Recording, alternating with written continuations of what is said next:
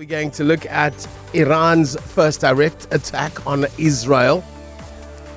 And what should we make of it? A lot of people asking the question, is this the start of the Third World War?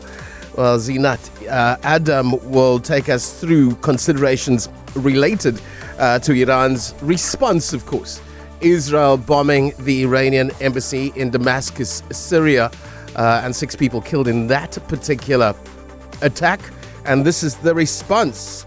Are we going to see some more saber rattling in the Middle East? And I was looking at some of the military analysts and their minds on this response by Iran. Very choreographed, designed to send a meaning, and they say the meaning was well sent.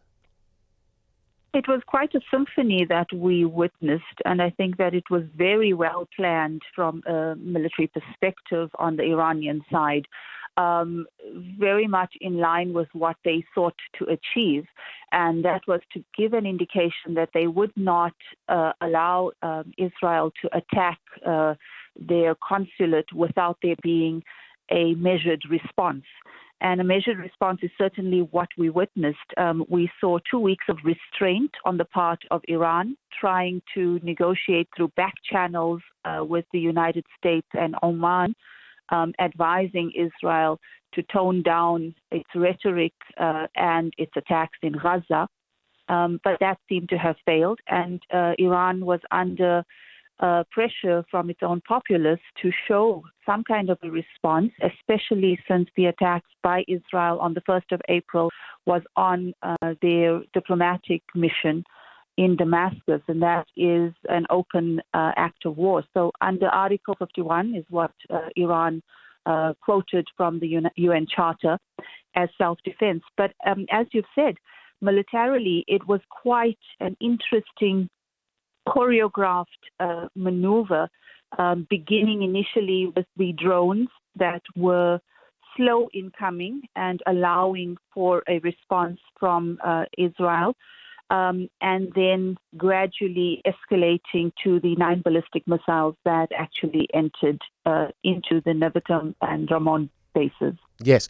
What was the objective? What was the message that Iran sought to send to Israel? Well, simply that they would not allow for these kind of attacks on their diplomatic missions without there being a response, and they have the capability of overwhelming the Israeli air defense, and that they would be able to attack directly into Israel. This was quite a phenomenal move by Iran, and it seems that Israel is considering a response, although the United States and others are calling for maximum restraint in this, because failing which we would all be on the precipice of quite a dangerous war. Iran has said, we're done now. We've responded. It's finished now. This is response to the April 1 attack on our sovereign soil in Damascus. What is that message that Iran is sending again? You understand this language. They certainly do not want to look at an escalation in the region, and they are interested in entering into a protracted war with Israel. The difficulty is that currently Israel has opened itself up to fronts along numerous borders. It began with the response to the 7th of October attack and the incursions into Gaza and the genocide that's taking place there. But they have also moved into the north along the border with Lebanon. They've attacked into Syria, not just on the Iranian consulate, but they've attacked the Damascus airport previously, and this is something that has been ongoing for a while. And then, of course, you've got Yemen that has been involved from the Houthis, who have been attacking as well on behalf of the Gazans, and saying that if Israel withdraws from Gaza, they would de-escalate their attack. So this is quite a coordinated response that I think has come from Iran, of course supported by the Iranian allies in Lebanon, in Damascus, in Yemen. And then there is a response and a support for Israel from the Jordanians who have an agreement with Israel, and they intercepted a number of the drones as well. Yeah, so when we discuss these things and we get this kind of message in, are we forgetting about the Hamas attack in October? Would you like to respond to that listener's question? Are you forgetting about the Hamas attack in October, or is there just too much water, or is it blood under the bridge? I just mentioned it in my response to you just now. I mentioned 7th of October, so it can't be forgotten. And what has happened since the 7th of October and the genocide that has taken place over the 6 months is center to all of this. Now, what has happened, and Israel's military maneuver in terms of trying to draw Iran into this war, is distraction. It's distraction from the genocide. Yeah. It's trying to direct this in a different direction because the Israeli cabinet is coming under a great deal of pressure, not just within Tel Aviv, but from the outside as well. Okay, now let's look at Israel's recent response to growing international outcry about its disproportionate response to the 7th of October attacks. It disregarded the United Nations. It disregarded its biggest ally, the USA. Is it going to disregard everybody and continue on this path of heightened tension with Iran?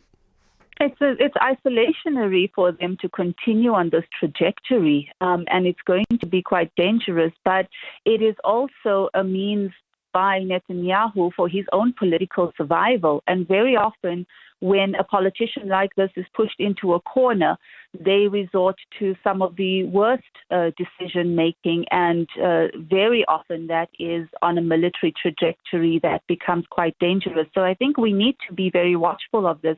Currently, they're not adhering to some of the statements by the United States and continuing to have the onslaught in Gaza.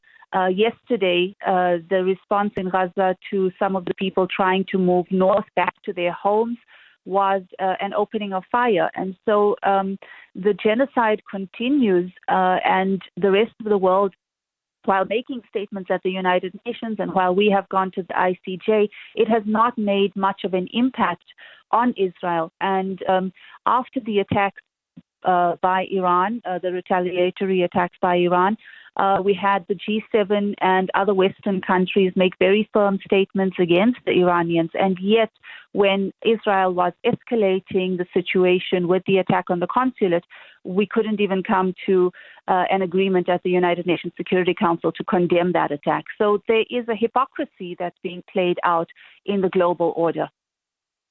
Yeah, and a lot of young people especially are questioning the history of this particular